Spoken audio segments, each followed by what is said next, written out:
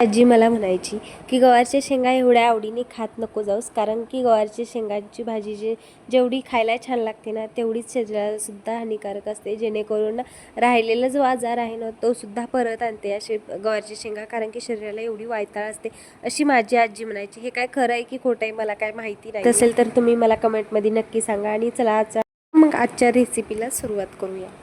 मला खरंच खूप आवडते. तर सगळ्यात आधी गवारच्या शेंगा छान अशा निसून घ्यायच्या आहेत, बारीक चिरून घ्यायच्या आहेत आणि त्यांना छान भाजून घ्यायच्या आहेत. भाजून झाल्यानंतर स्वच्छ पाण्यात धुवून घ्यायच्या आहेत आणि बेसिक आपली फोडणी द्यायची आहे. तेल, जिरं, मोहरी, लसूण, कांदा, टोमॅटो, लाल तिखट आणि हळद पावडर सगळं टाकून छान मिक्स करून घ्यायचं आणि धुतलेल्या शेंगा त्यावरती टाकायच्या.